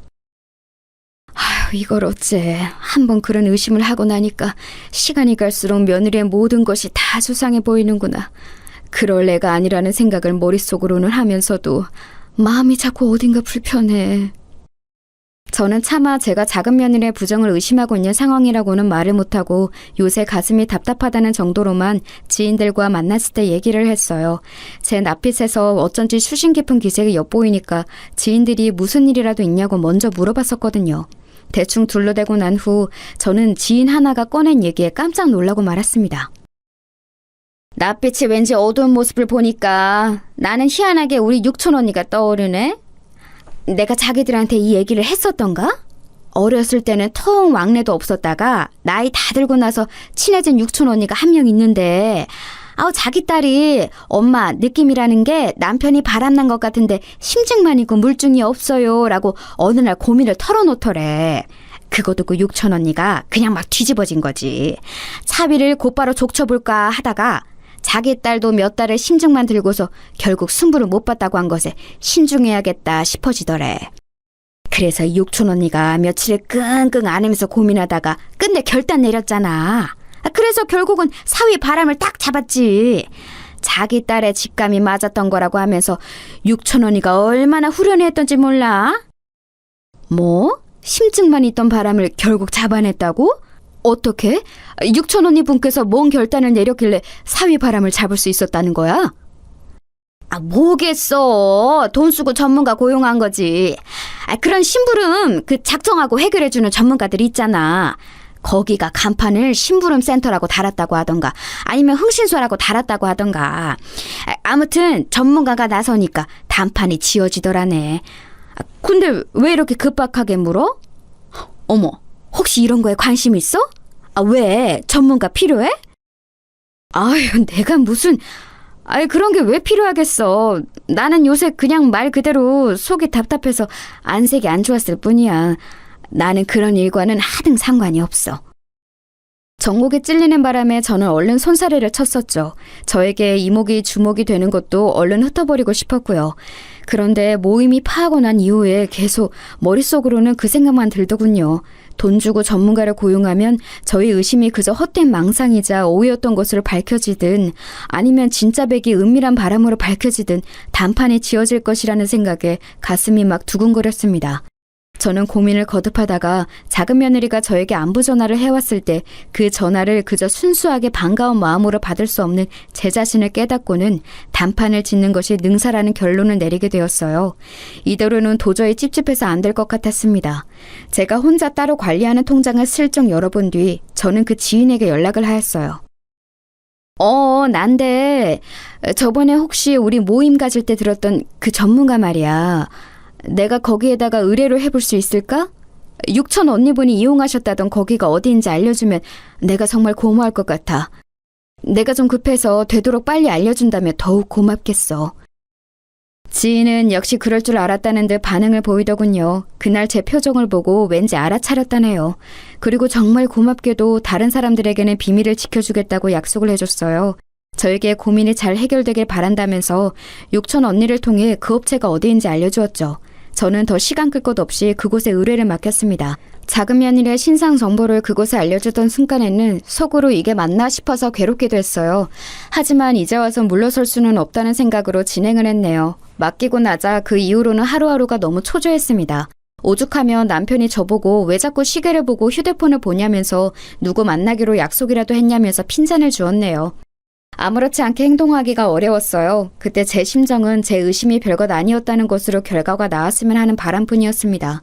제가 완전히 헛다리를 짚은 것으로 결과가 나와서 그동안 제가 망상에 빠졌던 것으로 밝혀져도 상관없으니까 제발 작은 며느리가 진짜로 바람을 피운 게 아니기만을 바랬어요. 왜냐하면 멀리 타지에 일나가 있는 제 작은 아들이 너무 측은해서 그랬고 무엇보다 아이가 아직 어리기 때문에 더욱 그랬습니다. 만약에 바람이 진짜라고 밝혀진다면 제 선에서 어떻게 해결을 볼 수 있을지 없을지 하는 문제도 그때 가서 고민해보기로 했죠. 우선은 정확한 결과를 받아들이는 것이 먼저라고 생각을 하며 심신을 다스리던 어느 날이었습니다. 의뢰를 맡긴 지 정확히 딱 한 달 되던 날이었어요. 저는 드디어 결과를 받아들일 수 있었습니다. 자기 직원이 결정적인 증거를 잡았다고 하면서 남자 사장님께서 약간은 당혹스러운 목소리로 저에게 결과를 알려주셨지요. 고객님께서 확인해 달라고 하셨던 것, 방금 말씀드린 대로 증거를 잡았고요. 빼도 박도 못하는 확실한 증거이기 때문에 더 이상 의심의 여지를 남기지 않으셔도 될 것 같습니다. 아, 이런 세상에. 결국은 이렇게 되는군요. 그렇게 아니기를 바랬건만, 내 착각이기를 바랬건만, 결국 괜한 의심이 아니었던 것으로 밝혀지는군요. 이제 앞으로 어떻게 이 일을 해결해야 할지 막막합니다. 외국 나가 있는 아들에게 이걸 바로 알리고 선택을 하게 두어야 하는 것인 것 정말 착잡하네요. 막상 증거가 나오면 대부분의 고객님들께서 이미 각오를 해두셨음에도 막막해 하시더라고요. 어쩔 수 없는 부분이니까 마음 굳게 잡수세요. 네, 그래야죠. 사장님 수고 많으셨습니다. 증거 잡아주셨으니 제가 유용하게 잘 써야 마땅한 것 같아요. 그런데 저희 며느리가 바람을 피운 상대 대체 어떤 놈이던가요? 원래 며느리하고 알고 지내던 인물인지 어느 정도로 긴밀한 사이인지 그것도 궁금해지네요. 이런 상황에서 말씀드리기는 좀 민망하지만 며느리가 원래 참하고 수더분한 인물입니다. 이상한 놈이 작정하고 온갖 감언어설로 꼬여냈을 것 같아요. 백문불여일견 저희가 잡아낸 증거를 보시면 답을 얻으실 테지만 불륜 상대가 누구인지 저희도 알겠더군요. 고객님께서 심약한 상태에서 굳이 바로 확인하시라고 권유는 못 드릴 것 같아요. 원래 저희가 이런 말씀 절대 안 드리는데 고객님이 염려돼서 한 말씀 올렸습니다. 네? 상대가 누구인지 바로 알아보셨어요? 그것까지 금방 알아내셨다니 정말 능력들이 좋으시네요. 이 바닥에 명성자자하실만 해요. 며느리가 바람났다는 게 사실이라고 드러난 것에 제가 충격을 받긴 했지만 증거를 외면할 정도로 지금 제 상태가 나쁘지는 않아요. 보내주시면 제가 알아서 보고 판단하겠습니다. 저는 나이 든 사람이라고 해서 제가 얕보인 것이라 여기고 단호하게 대답을 해드렸어요. 그러자 잠시 후 사장님께서는 저에게 영상 하나를 전송해 주셨습니다. 작은 며느리가 저지른 부정의 확실한 증거, 그것을 저는 드디어 마주하였지요. 재생된 영상은 위치가 야외 주차장이었습니다. 늦은 밤이었고 인적이 드문 근린 공원의 주변 같았어요. 그 야심한 시각에 밤 산책을 하고서 차가 있는 곳으로 돌아온 참이었던 게 분명한 순간이었습니다. 어둑하지만 카메라는 분명하게 작은 며느리를 담고 있었기에 사람을 분간하는 데는 전혀 지장이 없었어요. 그리고 작은 며느리는 역시나 혼자가 아니었죠. 옆에 자기보다 머리 하나는 큰 남자를 달고 있었고 아주 꼭 붙어서 걷고 있었습니다. 야구 모자를 눌러 쓴 그 남자가 차에 다다랐을 때 작은 며느리 쪽으로 몸을 숙이더라고요. 그러자 작은 며느리는 양팔을 위로 뻗어서 그 남자의 목을 감싸 안았습니다. 자기 쪽으로 그 남자의 얼굴을 끌어당기며 입을 맞춘 것이었죠. 제 작은 아들은 외롭게 외국 생활을 하면서 더 멋진 미래를 위해 가정을 생각하며 그렇게 일을 하고 있었건만 천인 공노할 작은 며느리의 작태에 휴대폰을 쥔 저의 손이 덜덜 떨려왔습니다. 그리고 다음 순간 저는 두 눈을 의심해야만 했어요. 진한 입맞춤을 나누는데 방해가 된 것인지 작은 며느리가 그 남자의 야구 모자를 휙 벗겨버린 거예요. 자기 손으로 그 남자의 야구 모자를 진 뒤 신나게 웃으면서 다시 더러운 행각을 이어갔습니다. 저는 방금 전보다 더욱 떨리는 손으로 휴대폰 액정 위를 매만지고 말았어요. 이게 누구야? 왜 우리 집안 장남이 여기서 이러고 있어? 내가 지금 헛것을 보고 있나? 혹시 닮은 사람인가? 이건 아무리 봐도 말이 안 되는데. 정말로 우리 큰아들이 설마? 하느님, 세상에나 어떻게 이런 일이. 미친 사람처럼 중얼거리며 휴대폰 액정 위를 더듬거리던 제 눈앞에 이윽고 정확히 제 큰아들의 얼굴이 드러났습니다. 카메라에 고스란히 촬영된 광경에서 큰아들은 자기의 친동생의 아내와 거침없는 애정 행각을 벌이고 있었습니다. 몸이 달아올라 못 견디겠다는 듯 얼른 작은 며느리의 팔을 잡고 자동차 뒷좌석으로 함께 들어가는 큰아들의 모습에 저는 끔찍한 충격을 견디지 못하고 그 자리에서 쓰러지고 말았습니다. 잠시 의식을 잃었던 것인지 남편의 목소리가 몽롱하게 들려오더군요. 집에 들어오고 얼마 안 돼서 바로 쿵 소리가 나길래 들어와 봤더니 당신이 왜 여기 서재에서 쓰러져 있어? 정신이 들어? 구급차 부를까? 여보, 우리 어떡하면 좋아? 이제 어떡하면 좋아? 이 일을 대체 어쩌면 좋으냐고. 무슨 소리야? 정신이 반쯤 나가서는 웬 헛소리를 하는 거야? 안 되겠어. 당장 구급차부터 불러야겠는데. 당신 휴대폰은 왜 내 쪽으로 내밀어? 잠깐, 뭘 보고 있었길래 이러는 거야? 이게 뭐지? 만약 제가 온전한 상태였다면 그때 남편에게 휴대폰을 확인하라는 듯이 그걸 내밀지 않았을 거예요. 그런데 제가 잠시 졸도했던 직후이기 때문에 정신이 아직 혼미한 상태였고 그런 와중에 남편에게 더러운 불륜 현장이 담긴 영상을 보여주고 말았던 것입니다. 어리둥절하게 영상을 봤던 남편은 잠시 후 상황 파악을 마치고선 분노의 고함을 쳤습니다. 그건 단전 깊숙한 곳에서 끓어오르는 분노였어요. 그 소리를 들으며 저는 조용히 눈을 감은 채 흐느꼈습니다. 당최 어떻게 해야 할지 작은 며느리의 바람 정도만 의심을 했던 것이지 설마 그 상대가 제 큰아들일 거라고는 감히 상상도 못 해보았기 때문에 정말 미칠 것 같았어요. 큰아들과 작은 며느리 사이에 어떤 기류가 오갔던 순간이 있었던가를 회상해봤더니 두 사람이 언제나 서로에게 태도가 호의적이었다는 점이 떠오르더군요. 작은 며느리가 자기 또래의 남자에게 눈 돌아갈 일은 절대 없다고 호언장담했던 때의 모습도 생각이 났습니다. 제가 그 말을 듣고서 안심도 했었고 작은 며느리를 재차 의심하게 된 스스로에게 복잡한 심경이 들기도 했었죠. 그런데 설마 제 훨씬 연상인 큰아들이 불륜 상대였기 때문에 그런 식으로 말을 했을 거라고는 상상도 못했던 것이죠. 차라리 당장 제 숨이 멎어버리면 좋겠다는 생각이 들더군요. 더 살아서 무엇하나 싶었습니다. 괜히 이날 이때까지 살아있던 바람에 이딴 더러운 꼴을 본 것 같았어요.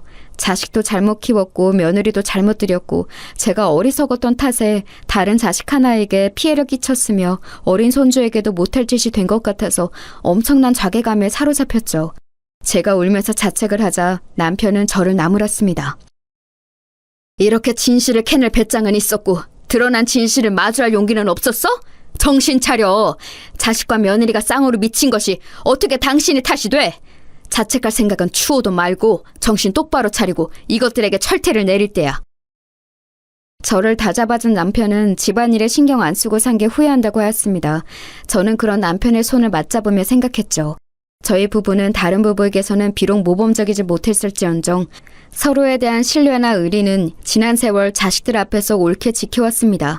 절대로 딴 마음 먹지 않았고 불순한 의도를 내비친 적도 없었죠. 그러니 올바른 부부관계를 유지하며 살아온 저희를 보고도 엇나갔다면 큰아들은 그 성정 자체가 심히 글러먹은 것이며 작은 며느리는 순진하고 참하게 굴었던 것이 본성이 아닐 게 분명했습니다. 용서하고 덮는다는 건 절대로 말이 안 되었죠. 가장 기만당한 사람은 당연히 작은 아들이었어요. 남편하고는 지금 당장 작은 아들에게 이걸 밝히느냐 마느냐를 두고 잠시 설전을 벌였죠. 외국에서의 바쁜 업무가 잠시 지나고 난 뒤에 알려주는 것이 작은 아들을 위해 나아 보인다는 게 남편의 배려심 넘치는 의견이었지만 의외로 제가 고개를 가로주었습니다. 지금까지 아무것도 모르는 채로 기만을 당해왔는데 하루라도 더 그런 비참한 상황에 놓이도록 둘 수는 없어. 작은 아들을 생각하자 속에서 피눈물이 났습니다. 제 뜻을 이해한 남편은 담배를 가지고 밖에 나가더니 그 길로 작은 아들과 통화를 마치고 돌아왔습니다. 작은 아들은 이 소식을 듣고 믿지 못했다가 넋이 나갔다가 화를 냈다가 이내 평정을 되찾고서 한국에 들어오겠다고 했죠. 마침 주말이 목전이었으니까요. 작은 아들이 회사 측에 넘치는 배려로 주말을 껴서 잠시 한국에 급히 들어오게 됐다는 정도로만 다른 사람들에게는 말을 했습니다. 그리고 토요일 이른 오전부터 저희 집에 다들 모였어요. 작은 아들이 귀국하자마자 이리로 온다고 했거든요. 민준이 아빠가 갑자기 들어온다고 해서 깜짝 놀랐는데 여기로 먼저 들르겠다길래 더 놀랐어요. 저하고 민준이도 보고 싶었겠지만 아버님, 어머님이 더 보고 싶었나 봐요. 정말 효자인 것 같아요. 다 같이 모인 자리에서 작은 며느리는 역시나 평소에 본인답게 굴었습니다. 배려심 넘치는 말에 표정은 겸손했죠. 하지만 이미 그 모습의 이면을 보고 난 이후였습니다. 작은 며느리의 태도가 좋게 보일 리 없었죠. 특히나 큰아들이 은근슬쩍 작은 며느리 쪽에 눈치를 보고 있다는 것을 알 수 있었기 때문에 더욱 그랬습니다. 그 자리에는 큰며느리까지 모인 참이었어요. 큰손주가 자기 아빠와 함께하는 주말과 겹쳤고 저희 부부는 일부러 큰며느리에게 들러서 식사하라고 권유를 보냈습니다. 강요 한 번 일절한 적 없었던 자기 시부모가 웬일로 꼭 시댁에 들러서 같이 밥이라도 먹자고 하니까 큰며느리도 무시할 수가 없었나 봐요. 큰손주를 데리고 와줬습니다. 별거 중인 자기 아내 그리고 자기와 몰래 바람 피우고 있는 제주씨 사이에서 큰아들은 눈치를 보느라 눈동자가 바삐 움직이고 있었어요. 만약 현장의 증거를 잡지 못했다면 큰아들의 저런 모습도 몰랐을 거라고 생각하니 모골이 송연해졌습니다. 이윽고 공항 근처에 살아서 마중을 나갔던 딸과 사위가 작은아들을 데리고 들어왔습니다. 금세 와작짓거려졌고 작은아들은 품에 얼른 자기 아이부터 안아보더군요. 그리고 저희 부부와 차례로 눈빛을 교환하더니 고개를 끄덕였습니다. 그것을 본 저희 부부는 큰손주에게 용돈을 쥐어주면서 작은 손주와 집 앞에 있는 편의점에 가서 맛있는 걸 사 먹으라고 보냈어요. 손주들이 무척 좋아하면서 집을 나섰고 저희 부부는 문제의 그 증거 영상을 틀었습니다. 호기심 어린 눈빛으로 화면을 보던 작은 며느리는 금세 사색이 되었어요. 그리고 큰아들은 얼굴에 핏기가 싹 가신 채로 멍하게 고개를 저었습니다. 이게 어떻게... 전날 분명히 근처에 아무도 없었는데? 설마 멀리서도 잘 찍는 전문가를 우리 부모님이 고용하신 건가? 고개부터 젓길래 뭔가 오해라도 있는 건가 싶었는데 기껏 내뱉는 말이 자백이야? 근처에 아무도 없었다고? 둘만의 미래를 즐기기에는 아주 안성맞춤인 장소를 물색했었나 보네. 더럽고 역겨워. 당신하고 별거 중이라서 다행이야. 자기 친동생의 아내하고 바람난 더러운 몸뚱이하고 한 공간에서 생활하는 건 내 비위가 감당 못하는 영역이거든. 이혼도 속전속결로 처리해줬으면 해. 양육권 내가 가지고 애는 내가 키울 거야. 큰며느리는 싸늘하게 말을 한 다음 큰아들의 뺨을 세게 후려쳤습니다. 그 모습에 작은 며느리가 짧은 비명을 질렀는데요. 그러자 큰며느리는 작은 며느리에게 다가가 더 세게 뺨을 쳤어요. 작은 며느리는 바닥에 엎어지고 말았죠. 그 가련한 모습에도 작은 아들은 도움의 손길을 내밀지 않았습니다. 지독히도 슬픈 배신을 당한 눈빛으로 작은 며느리를 조용히 내려다볼 뿐이었죠. 작은 며느리는 맞은 뺨을 부여잡은 채 온몸을 덜덜 떨었습니다. 이제 그 모습마저 가정스러워 보이는 것에 제가 스스로 놀랐네요. 황당한 광경이 다음 순간 펼쳐졌는데 먼저 가보겠다면서 가방을 챙기는 큰며느리를 가로막으며 큰아들이 무릎을 꿇었던 것이었어요. 이혼만은 안 돼. 이혼 소리를 들으니까 내가 지금 정신이 번쩍 들었어. 그동안 내가 금지된 일탈에 정신이 나갔었던 것 같아. 정말 미안해. 다 내가 잘못했다. 그럼 다 당신이 잘못했지. 설마 내가 잘못했을까봐? 이미 늦었어. 나한테 돈 뜯기고 거지 될까봐 지금 이렇게 숨쓰는 거 내가 모를 줄 알고? 어머님 그리고 아버님 두 분은 제발 이 사람 도와주지 마세요. 본인이 다 감당하고 개고생하도록 내버려 두셨으면 하네요. 저희는 그러겠다는 의미로 조용히 고개를 끄덕였죠. 그러자 큰아들은 망연자실하면서 고개를 떨구었습니다. 그 고개의 방향은 작은아들을 향해 있었고요. 하지만 이미 싸늘하게 식어버린 작은아들이었습니다. 작은 며느리가 옹옹 울면서 무릎을 꿇었습니다. 실수였어. 잘못된 충동이었어. 나에게는 민준이 아빠 당신밖에 없는 거 알잖아. 어떤 말을 하면 좋을지 여기로 오는 동안 많은 말들을 골랐는데 막상 지금이 되니까 그 어떤 말도 따로 필요하지 않다는 생각이 드네. 내가 당신에게 할 말은 이것뿐이야. 이혼하자. 작은 며느리는 반쯤 졸도했지만 그 편을 들어주는 이는 아무도 없었습니다. 오히려 그 틈을 타서 딸은 작은 며느리의 휴대폰을 집에 와서 확인했어요. 그리고 놀라운 것들을 보게 되었죠. 작은 며느리가 큰아들과 온갖 수준 낮고 천박한 농담을 그간 많이 주고받았더군요. 심지어는 유희로 즐기는 다른 남자들과의 만남도 몇 있었어요. 지난 세월 앞에서만 얌전한 척하면서 뒤에서는 몰래 문란하게 굴어왔던 겁니다. 그것들을 보자마자 딸이 작은 며느리의 머리채를 잡아떼었네요. 그 후로 이모저모가 있었는데 결국 큰아들도 작은아들도 이혼을 했습니다. 큰아들은 큰며느리에게 다 뜯겨서 빈털터리가 되었고 저희 부부에게도 외면을 받은 채 혼자가 되었어요. 제 가슴이 찢어지는 듯 했지만 이 또한 제가 지고 갈 무게라 생각하며 견뎠습니다. 작은 며느리는 몸만 가지고 시집을 왔던 그때 마냥 아무것도 건지지 못한 채 몸만 들고 나갔습니다. 앞으로 손주들이 무탈하게 잘 크길 바랄 뿐이에요. 저도 많이 노력할 거예요.